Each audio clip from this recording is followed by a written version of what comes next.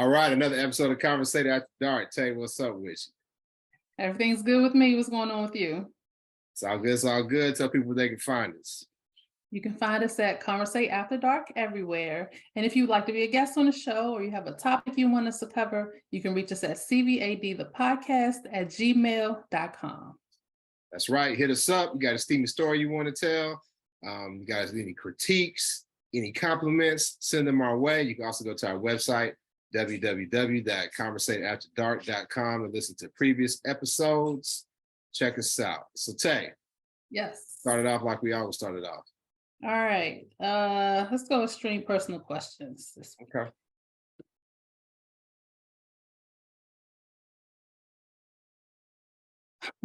What has been your most inappropriate sexual fantasy lately? Ooh. I'm going to say I had a dream about a friend. I had a dream about a friend, and obviously it was inappropriate. And this isn't a friend that you kind of like secretly have like a little bit of attraction to, or whatever. Like, this is like a friend, and Okay. popped up during a dream, and yeah, when I woke up, and I was kind of like, like what was that about? You know what I'm saying? Of course, I would never act on it, because in this age, I have begun to recognize, because back in the day, everybody was a target.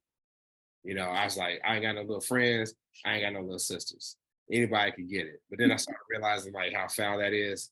So then it's like, you know what? Some people are more valuable to me as friends than they are, having sex with or being a fuck buddy or anything like that. So it was strange because it was inappropriate, because it's, not that she is unattractive or, anything like that. Just I want to keep that boundary and keep us where we're at, because it works good where we're at. Okay. I don't know if mine is inappropriate. Oh shoot, and I don't know if I should say. They would say the second most inappropriate then. Oh my gosh. I mean, I'll say it. I ain't scared. I ain't no punks. No,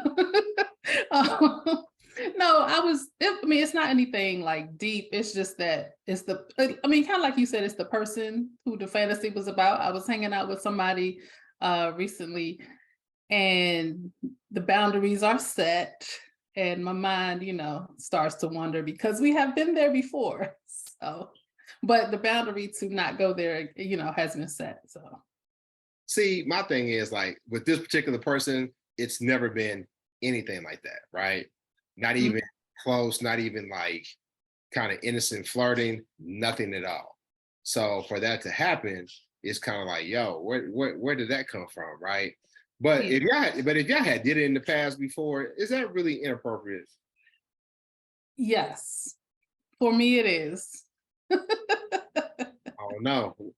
Hey, everybody in the chat, shout out to everybody in the chat. We got Sultana, we got Ernie, Adrian, Vita, Joe. What's up, y'all? Is it inappropriate to have inappropriate thoughts about an ex if y'all reestablish, platonic boundaries? Who said it was an ex? See, that's how rumors get started. Well, it could somebody you used to bang, right? That don't mean they were an ex. Okay. In semantics. Is it inappropriate? I don't lie, man. What's up, Brian? What's up, Frat? I'm of the mind that once I hit once, I can always hit again if I want to. So it ain't never really inappropriate if I want to go there. Well, that's not true for me. That's why the boundary was set. So why'd you set the boundary? I'm gonna plead the fifth on that one. I thought you said you weren't no punk. Normally I'm not, but for the answer to that, I'm gonna be a punk right now. I'm gonna let you punk out, because I'll punk out on the topic we're about to talk about next. Um, Today is BDSM Day. What's Mhm. BDSM stand for? What is it? What's it stand for? Ooh, don't make me look it up. It's Something sadomasochistic, but yeah. what's the BD stand for? Bondage, hold on.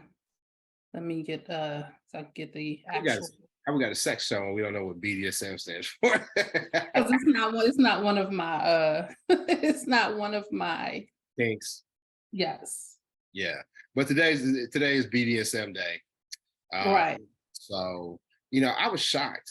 I was shocked a few years ago when I found out that BDSM was somewhat popular in the Black community. It is. I know quite a few people who are into it. BDSM stands for bondage, discipline, dominance, and submission. But You don't stand for sadomasochistic. That's not what the SM stands for. that's a part of it, but the actual BD, the actual initials are stand for bondage, discipline, dominance, and submission.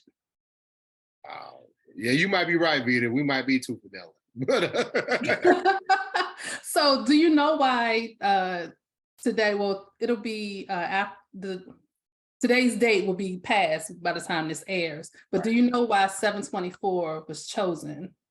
No. So national or international, actually, BDSM Day was started in Switzerland by a guy who was into BDSM, and he chose today for those people who are into the master slave sub dom kink, and the 24/7 was chosen because if somebody is your sex slave or your sub, then they are that 24/7. So that's why 724 was chosen. See, that's why they lose me. I'm not trying to. I'm not trying to do nothing where I got to be somebody's slave. Now I'll be your slave, like I'll do anything for you, right? Mhm. But in terms of like when I imagine like a sex slave, I imagine like wearing like all leather chaps and shit and having a gag ball in your mouth and the leather mask over your face. That's what I envision. And I just first of all, you can find some chaps for my for my ass. That'd be funny. But I can't. That's not me. I Well, don't. those things are part of it, but from what I understand, there's a lot more to it, and there are a lot more dynamics to it. Everybody doesn't do it the same way, and it's actually in a lifestyle for people, which is why some people can do it 24/7 because they treat it as a lifestyle. I've actually tried to. Well, I say I haven't tried to date somebody, but I was talking to somebody and they were telling me about, you get to know one another and previous relationships kind of come up. Hmm. And she was like, well, I have something to tell you. And I was like, well, what's that? She was just like, well, I was in a long term uh, Dom sub relationship. And I was like, so what's that mean? And she was like, well, the guy that I was with, my quote unquote ex, I was his sub for many years. And I really didn't know what that meant. Like to me, it like that's something you do in the bedroom. Like you like play, you do like, okay, we're gonna dress up, we're gonna do whatever we do, and we play in the bedroom. But from what I understand, from the little research that I've done, it goes through all aspects of their life. Hmm. Is that what Yes. you've heard too? Is that what you've seen?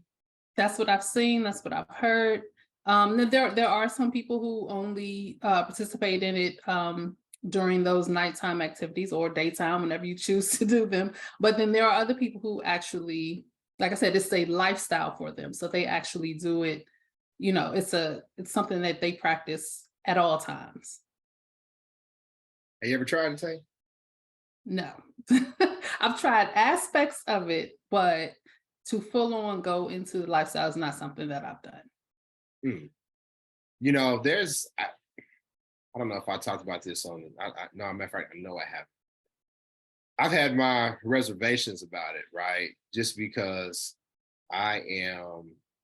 Some people would say I have like and not. I know people hate this term, but they, I have like a type A personality, a alpha personality, or what have you, and but I'm also not dominant in a way that I can really inflict pain to give somebody pleasure. Okay. Am I making myself clear with that? Yes, you are. I get it. But then I don't, I don't know if I'm able to fully get into a character to where I can just totally let somebody else have total control and dominance over me. There was one person, there's one person who, for whatever reason, they intrigued the hell out of me, and Mhm. I'm entertain it with that person. But I don't know if it ever happened, because in my mind, if I'm gonna do it, I'm gonna do it with them or not at all. And Okay. if we can't manage to cross paths or to make it happen, then I'm not gonna lose no sleep. It never happens for me. Okay. I get it. I get it. Yeah. So There are certain aspects that I have not tried yet that intrigue me. Um, what? What? so I was able to witness someone being flogged. When you have And like the cat, that was it, cat and nine, what do you call it? Cat and nine tails or some shit like yeah, that. Yeah. yes. And it intrigued me not being flogged, but being the person to flog someone. That intrigues me. Mm. So you think you'd be a dom, I don't know. I, or would you be a burst? Is that what is they call it a burst? No, that's I've heard it called a burst, but for the most part, it's called a switch. I think burst is for like gay people, like gay dudes. I think they call themselves bursters if they like top or bottom. They could do both. Okay. So yeah, I think I'm gonna switch for BDSM. Yeah, yeah, I hear switch most. Okay. I would say depends on who I'm with. So I would say I'm a switch because, like I said, it depends on who I'm with. Really? Yes. Is there a limit to how far you'd be willing to dominate a man? Well, see, that's the thing. Oh Lord, this will be telling a lot of my business. I'll tell So you business. I mean, no, I just asked if there's a limit. it will explain why I consider myself a switch. So when I'm with a man, I prefer to be submissive, Gotcha. but Gotcha. with someone else, I prefer to be dominant. Understood. Okay. Gotcha. I got you. Yeah, I don't know, man. Cause see, I got trust issues, Tay. I can And understand that. huh? I can understand that. So like to me, it's like handcuffs is being handcuffed part of BDSM, or being like, I know like rope play is part of the BDSM lifestyle, correct? Yeah, all of that's BDSM, but I would say that the handcuff just to be handcuffed is probably more of the on the vanilla side of BDSM, but that is part of it. That's considered vanilla. I'm just saying it's not taking it there. Now, if you tie somebody up or lock them up to do something to them, then that's taking it there from my understanding. But if you're just the kink of just being tied down or tying someone down, I mean that is in it, but I would say it's closer to the vanilla side of it. That's That more of the 50 Shades of Gray, which my friends do not consider real real BDSM. what they call that. They think It's it's just like a lighter version. It's not what it's really about. It's the same way that somebody who may have been in band in college looks at drumline and says, "This is not, you know, this is kind of fake." It's that same type of thing. Ernie said he got handcuffs in his studio. Shout out to Ernie. Ernie's a musician, so he said he got the handcuffs in the studio. Ain't no telling what's going down in the studio. But Right, right. but yeah, I don't judge people who get down with this type of lifestyle, Hmm. even though I don't think it's for me. I think, like you said, there's aspects of it that would intrigue me and I'd be willing to try, you know, within limits. But like I said, there's trust issues, right? Because what if you are tied up and the person leaves? Or what if you're tied up and they decide to do something that you're not necessarily comfortable with, and you don't have enough control to stop them from doing it? I think that's one of my biggest hangups. Right. And from what I know, consent is a big thing within the lifestyle. So if somebody's doing something you're uncomfortable with, I mean, you can speak up. You should speak up. I mean, that's where the whole, the whole pineapples joke comes from, having a safe word or whatever. Yeah. Yeah. I don't know, man. I mess with people who play too much. You know what I'm saying? So I don't think that they would necessarily do anything maliciously, like to harm me or whatever. But I Mhm. can definitely see some of the people who I've been with in the past pushing the envelope because they're like, you know what? It's funny to see how you're reacting to this. I may not necessarily go there, but I want to see your reaction to kind of like, like to scare you or what have you. And to me, I'm just like, you play too much. So I don't think I can give you that type of access or control over me. Well, maybe the trick is to, if you're going to experiment with somebody who's well versed within the lifestyle. That way they know the rules of it and they won't push those boundaries if you're not comfortable with it. Yeah, like I said, there's that one person. There's that one person who, I'd be willing to explore some things with her, but everybody else, you're gonna get this R&B love that I like to give. I like to give my women. So with the BDSM, there's a test that you could take, and you and I both took it. Right. You willing to share what your scores were? I can share. I have no problem with that. See, it kind of pissed me off when I took mine because see, I Why? like to consider myself as a freak, right? But a lot of people in BDSM, when I talk about the things that I like to do, they'll just be like, "Oh, you vanilla. Yeah. That's vanilla." And it's like real dismissive, like what I'm saying, like how like you like playing like some old school music and somebody be like, "You don't know nothing about that youngster." That's how they come at you, like, man, you just vanilla.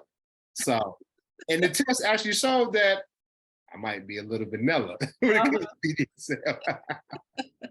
Well, I've taken this test a few times over the years, and mine, some of the percentages are maybe come out different sometimes, but for the most part, I get the same stuff every time. So my top three, 98% voyeur. So, obviously I like to watch, I like to watch and I like to be watched. So that was my top score. 86% vanilla, which pissed me off. that pissed me off. And then 80% dominant, because yeah, I do like to be in control. And then 72% non-monogamous, which is accurate. But go ahead.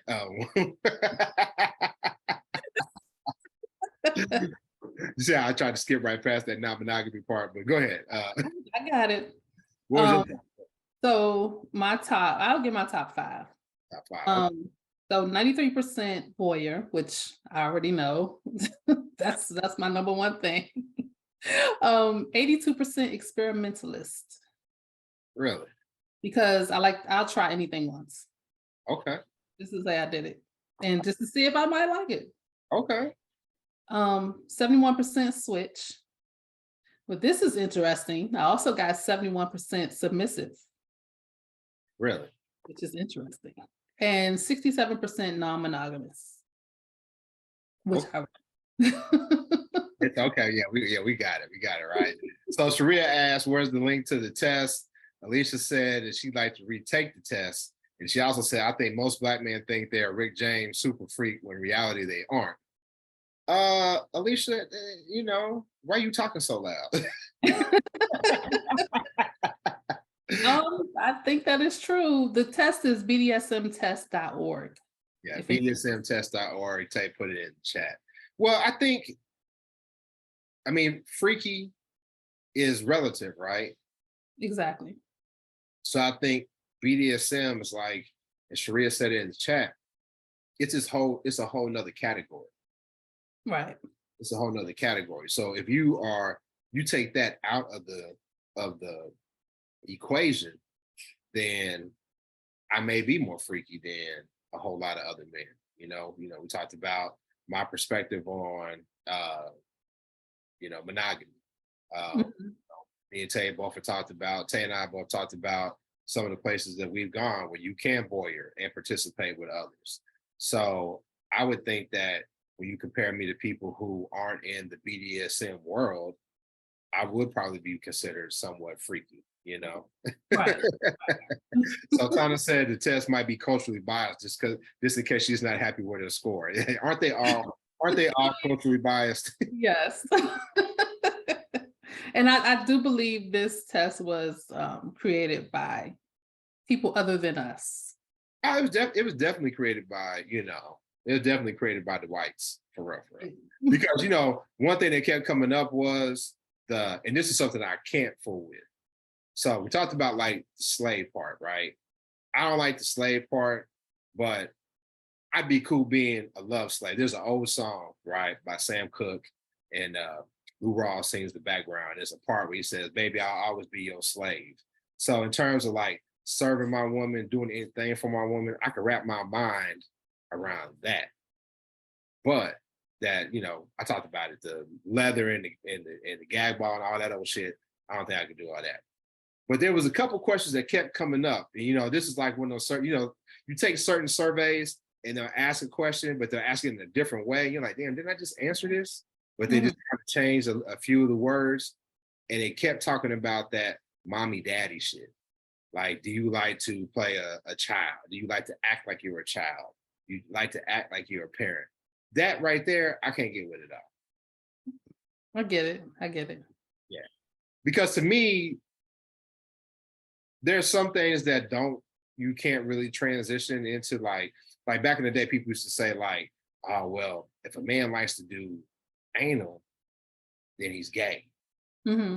What's the difference between a man's ass and a woman's ass? And I'm like, well, shit, a man got a mouth too. I ain't trying to kiss no fucking man. You know what I'm saying? So that don't True. really that don't really compute. But I don't know about asking somebody to play like a child. That's the type of deviance that I'm not really comfortable fully with. Yeah, that's not my area of of kink I want to explore. So Is there a way that you could do that and not be considered a perv? I do believe in the realm of, there's an aspect of BDSM called being a brat. It's a part of being submissive, and it's called being a brat. So you can act bratty. I have seen, from what I've witnessed from some people that I've hung out with, Hey, there is a you ever thing. been a brat? You ever been a brat? I can be bratty sometimes. I But know. but no, from what I've witnessed, the people who do the childlike thing, they they will be people who still like to color, they still like to watch like cartoon movies, Disney. Like I'm thinking of a few people specifically that that I've met over the years, that type of thing. I would say they like stuffed animals, but that's a different kind of kink within the BDSM world too. Things like that, things that would be considered childlike. Okay, I get. See that makes more sense. But there is a deeper level of it that goes into the whole, acting like a real child. Yeah, I can't do all that. It is, first of all, I just know I can't wrap my mind around that. But then second of all,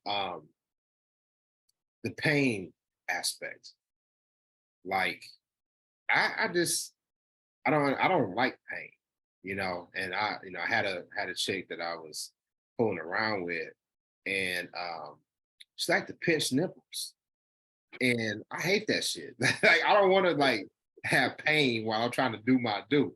You know what I mean? And like it was like something that I kept having to addressed because, as things were going, that was natural for her. But I kept like, yo, like stop.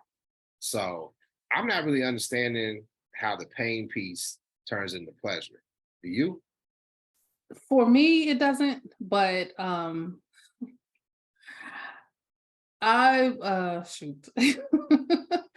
So I had an experience years and years and years and years ago with this guy. He liked to be bit. And me being the pleaser that I am, I bit him. He kept saying, I thought I was biting him pretty hard. He kept telling me harder. So I kept biting him harder and he loved it. I thought it was crazy, but that's what he liked. Did you draw blood? No, but it left a lot of teeth marks. It was red in different places. Wow. It was weird to me, but Now I've had people ask me to bite them. I haven't followed through on it. I probably still could, but I've asked, hey, can you bite me? But I couldn't see myself just chomping on somebody. I just and I guess it's like I can see how somebody would get off of it because like I'm sure you're not doing it in visible places, right? Like you're doing it somewhere where they can cover up the bruises or the marks so that the so larger to that society person, doesn't. Huh? they're called trophies, and some people like their trophies visible. So it depends on what you like, what you don't like. Okay. All right. Tanya said pleasurable pain and put a heart emoji afterwards. So she likes pain is pleasure. And Alicia said there are certain pain receptors that bring one to the brink of pain, being unbearable, and the climax hits. Okay. And she also said, I love being nibbled on in my neck. Trophies don't bother me. So that's like walking around with a hickey. You Yeah, yeah. like some people, so like walk around with a hickey, and I'm not casting any aspersions. I'm not saying anything bad, to the people that get down like this. Some people think like hickeys would be kind of tacky or what have you, but I get it. I get it. Mhm. I get it. So the aftercare piece, Mhm. Yes, I've read and I've heard that that's extremely. I think aftercare is good even if you're not in BDSM. I Like agree. I Like, agree. I like to debrief. I like to cuddle and be like, yo, like, what'd you think about this? Not just, like, hey, I'm putting it down, huh?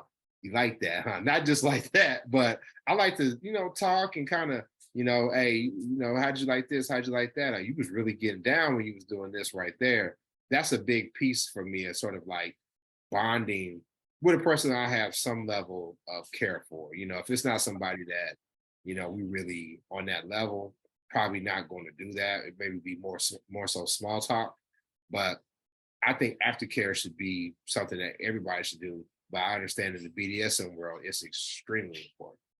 It is because of, I guess, because of the mental place you have to go or take someone to do certain things. Bringing them back out of that is important. Is important.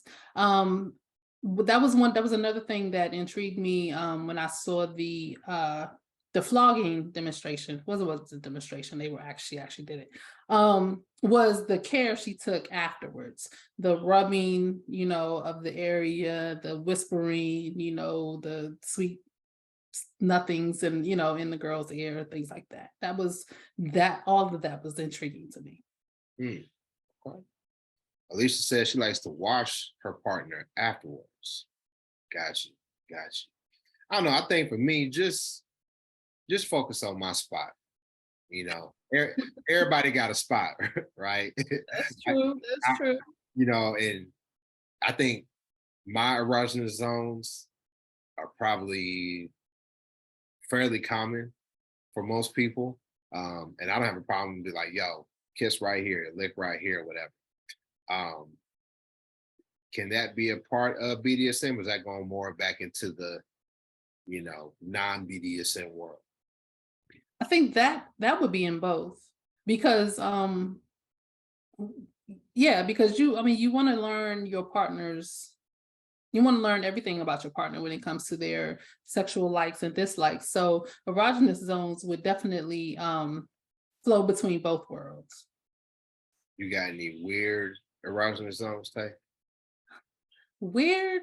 I don't necessarily think I have anything weird. One thing that now I'm I always love saying I'm a Capricorn, but I don't always, believe the stuff. But it's fun to say I'm a Capricorn. But One train of thought. okay. More I think about it, and I start looking like how I get along with different signs. You Capricorns are all right. Y'all pretty cool. I've never been in a relationship with one that I can remember, or had any relations with one that I can remember. But in terms of just like how I get along with Capricorns, like y'all pretty, definitely ain't no damn Scorpios. You know how I feel about the damn Scorpio. So I probably would put a Scorpio. I actually feel the same. And you know what? There's something about me that keeps attracting Scorpios. What is it? I feel like I'm being tested. I wish I knew. And it's not for me, it's not just romantically, it's family, it's friends, it's Yeah, me too. Yeah, for too real. many Yeah, of 'em. for real. Too many of them. The Scorpios are now, some of them can be cool, right? But I think as long as you keep it surface, and I think if you have any type of extended dealings with them, whether it be relationship or anything else, they can be very, very trying. So when we get Imagine that being your parents. that's Let me stop. But no, so shout out to Mama Tay. But go ahead, I cut you off. You're talking about Capricorn. My bad. yeah, so the reason why I brought up Capricorns is because I've heard that the back of the knee Let's hope Mama Tay don't watch this though. she does. She's she's been curious, but I've purposely not given her the link. And she said last time I heard her say something about it, she said she don't want to. But it's okay. Anyway, so I've heard that the back of the knee is supposed to be an erogenous zone for Capricorns. I've tried it. Don't do anything for me. So I don't know. That's the only weird thing that I've thought about. Other than that, I think mine are pretty normal. One weird thing I will say, like most people, mine is on my neck. But what's weird about it is that two different people can be in the exact same spot, and for some reason, somebody will hit it dead on, and the other person, I'm like, I can't feel anything. I don't know why that happens. Are you attracted to both of them in the same way? Yes. Maybe one got a Joe Camel tongue and the other one doesn't. That could be it. I don't know. It's probably the texture. Yeah, it's probably the texture, something like that. Yeah, yeah. Well, mine is the ear, not the ear. Don't get too wet with the shit though. You know what I mean? But like more so talking and whispering in my ear. That right there is a turn on. And the neck as well. Especially like the nape of the neck, like goes towards the back. That's a definite spot. I will say that the crook of the arm definitely be an erogenous zone. On Okay. Now it may not work on some. You might do it to one. You might be licking and slobbering on the crook of her arm, and she looking at you like, "What the fuck you doing?" But there's some who definitely like that. So shout out in the chat. You got a weird erogenous zone? Let us know. Let us know. So you know that the skin can be a sexual organ. So I don't know if this is something for all men, but I remember hearing this this advice years ago, and I remember trying it with my first boyfriend. If you run your fingers like slowly up and down a guy's arms, like in circles, straight up and down, different angles, that can be a turn on. And it's worked for the most part. Absolutely. Just like a light brush or a graze on the skin, like barely touching, like like grazing over those arm hairs and that body hair that he has, and it feels amazing. Absolutely. I was at a strip club one time, and this stripper, she was one of them Erykah Badu type strippers, and I was getting a lap dance, and she was like massaging my shoulders at the time. I was like, God damn, you about to get all my check. Turning to T-Pain. Right. But she was talking like, when I say this is why I said she was like Erykah Badu, she started talking about metaphysics and all this old shit, right? And then she was like, so you got chakra points. And like she took her hand and like she touched like parts of my spine, and she was like, these are all chakra points. And like every time she touched me, it was like, oh shit. It's like electricity was going through my body. So, Mhm. and I was like, damn, I want to take you home. So you But did turn into T-Pain. I ain't have enough money. Oh my gosh. I got a number though. I did get Okay. I did get a number, and then like I think we exchanged text messages, and it became like real apparent that dating her was going to be way outside of my budget. So Okay. like, nah, we just going. I got a couple pictures out of it. She sent me a couple pictures, and then it just kind of fizzled out. So yeah, Okay. so, yeah. Yeah, you ain't never got a stripper's number, Tay? Male No, stripper. no. I don't like male strippers. I hear They that from most women. Most women I hear say they do not like male strippers. What is it about them? I don't know. The whole male stripping thing, I've seen some nice ones, but for the most part, they seem like a joke to me. I prefer to go to the shoe show with the ladies, but you know. You want to see some shoe models, come hang out with Marv B. You know what I mean? I got what's that one? There's one in DC that I went to. I forget what it's called, something, but they ain't sponsoring the show, so we ain't gonna shout them out. Okay. But yeah, is it bad that I've been to strip clubs all over the country? Like if you were dating a guy, um, and he liked to frequent strip clubs at this age, would you find that problematic? No, but I know that I'm not like most women. So that has never been a problem for me. As long as it's not, as long as it doesn't become a problem. Like you can't like go spend your whole check, at the strip club. It can't like affect your life in a negative way. But I mean, to go let off steam, I have no problem. See, for me, it ain't even really about like the sexual fantasy piece. Because like there's some guys that go in there and they really think like them chicks like them, you know. Oh, Um, God. I'm really not that big into strip clubs anymore because I'm getting older and I have grown daughters. So part of me is just kind of like, yeah, we getting to the point where some of these chicks could be, my daughter's age. And some guys don't have an issue with that. I do. So it's not as fun. But for me, I live in the South, so it's like the music, the environment. I really like to like find out their backstories. Like, what's up with you? Like, what's your name? What's your real name? Where you from? So to me, that's the type of environment where I can really like have fun. But as I get closer to 50, it's less and less that I find myself needing to be in there just because I think like I'm aging out of the strip club. I get that. I get that. Would you go with somebody you're dating? I have, I have, Okay. yeah, I have. I've done it with several women. Some are more fun than others. You would think that the ones who like kind of like women and who are kind of freaky would be more fun, but they really aren't because they kind of like draw away too much attention Okay. to you. So they can be fun.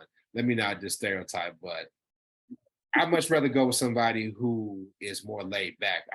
I've taken somebody who was approved, and I think they just wanted to go just to so they can run and tell the group chat, this is what y'all husbands be doing at the strip club or what have you. But yeah, Okay. I don't have a problem with women coming to the strip club with me. Sure, it's fun.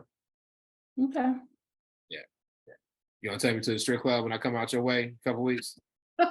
I haven't been to any out here in years. I wouldn't even know where to take you. I don't even know if the places that I've been are even still open. The strip clubs out there kind of whack anyway, though. Strip clubs in the DMV, I'm not impressed.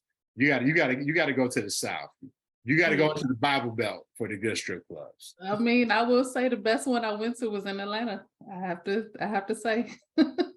I think the best ones out Houston, Houston. Atlanta's got some, but if I'm ranking them, Houston, I'm gonna tell you also got a good one. Philly. Okay. I have been to a couple of Philly. You know, But Philly's grimy. The ones I was taken to in Philly were extremely hood. So I don't know if they the ones you're talking about. We know that Oh, you and I have been to actually, the same. yeah, I was about to say, actually, yeah, we've Yeah, been to the yeah, same. we've been to the same one. And then there's another one, Onyx, and because like the chicks was nice looking. Mhm. And it was grimy. I've been to that one. I've been to that one too. Yeah. Yeah, it was grimy. You know what I mean? So I like the grimy now. It don't have to be a whole house, but I like it to where it's a little grimy. Little grimy. Anyway, Yeah. Sharia said, "Which clubs in Philly? It's a secret society, Sharia." Yeah, but there's two. There's two in Philly. That's one in particular that if I wasn't with the local, I might be a little bit hesitant about going in there. Yeah. I might be just to walk to it. Once you get in, you good. But like Right. walk up to it, you kind of like, yo, I don't know if I need to be up over here. But anyway, but Tay, let's wrap it up. You got a nasty and normal for us. I do. And since we were talking about BDSM, I thought I'd bring up something from there. You actually answered my question for the one that was on my head, but I thought of another one. So, nasty or normal? What did I answer? Which one did I answer? I was gonna ask you about being somebody's slave, like, Okay, yeah. oh, they say. Okay. You already answered that. All right. Nasty or normal? There's a kink called the humiliation kink. Giving it to someone and receiving humiliation. Is that something you would consider doing, or do you consider that nasty or normal? Okay. So, how fine is she? Why does that matter? How fine is she, and how good is the pussy? Because Let's say she's 10 across the board. oh yeah, oh yeah, humiliate me. I pledged. I ain't gonna say what I pledged. I pledged. So I know how to like find my point and be like, let me just persevere through this so I can get to where I need to get. So if she fine and the sex is fire, long as she ain't, now I do have a limit, you know what I'm saying? We're not gonna like bodily functions or no shit like that. No pun intended.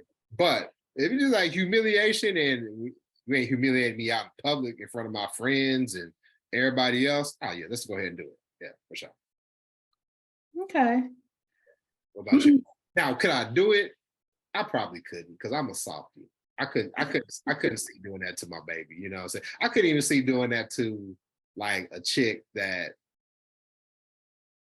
I'm just trying to have sex with, because in my heart, my moral compass, I feel like I'm here to protect Black women. And I only mess with Black women. So like I couldn't see myself doing that to a Black queen. So I would suck at BDSM if that was something that I had to do.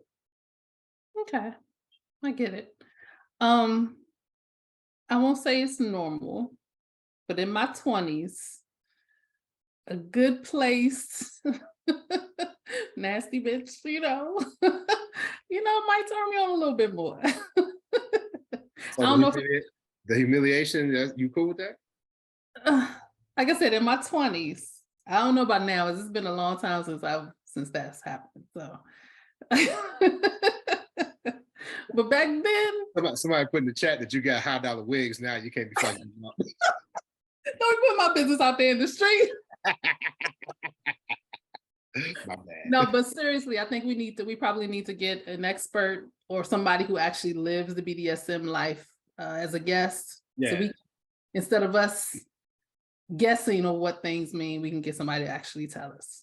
Well, I don't think we necessarily guessed. We just talked about our experiences and what we know and what we've seen. So Sure.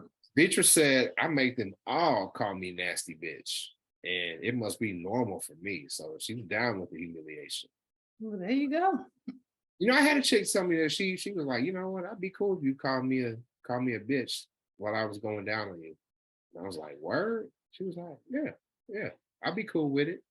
And I guess that was her way of kind of like a soft selling, like, next time I do this to you, call me a nasty bitch. Right. Yeah.